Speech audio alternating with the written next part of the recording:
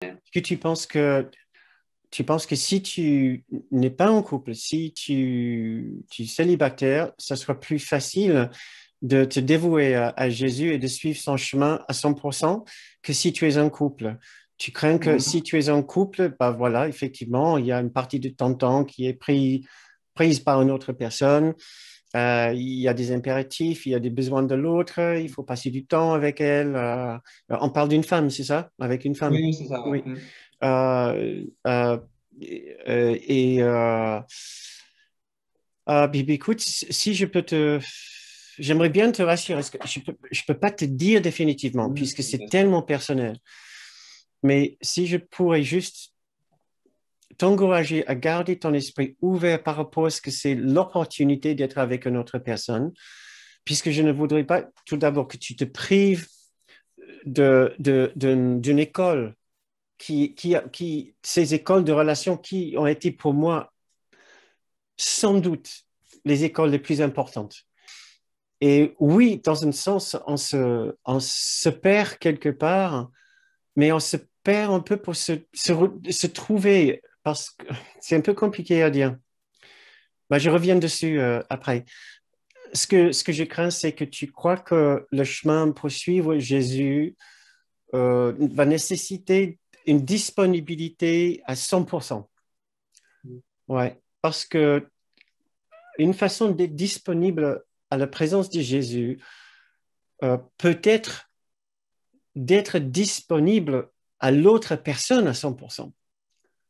Ouais, je me souviens, Kenneth, à plusieurs reprises, il a dit, parce que lui qui était en couple presque toute sa vie d'adulte, depuis ses 30 ans jusqu'à sa mort, donc ça, c'était 40 ans qu'il était en couple avec la même personne, avec sa femme, et très, très proche, très fusionnel. Euh, il disait en, en se, en se dévouant à l'autre personne, on arrête de se dévouer à son ego. Ce n'est pas qu'on se dévoue à l'ego de l'autre personne. Ouais, parce que ça c'est aussi un amalgame. Il ne faut pas croire qu'on se dévoue à l'ego de l'autre personne.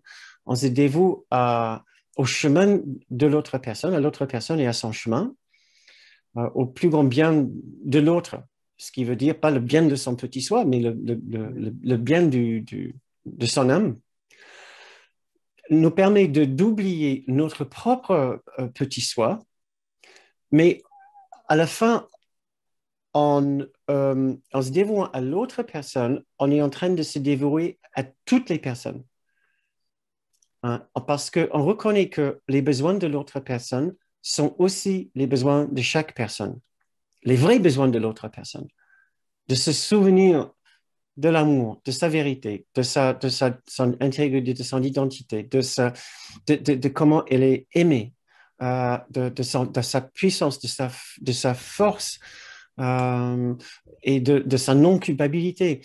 Le fait de se dévouer entièrement à aider l'autre personne à se souvenir de ça et de faire son chemin de vie est une façon de nous dévouer à chacun, puisque c'est le même besoin.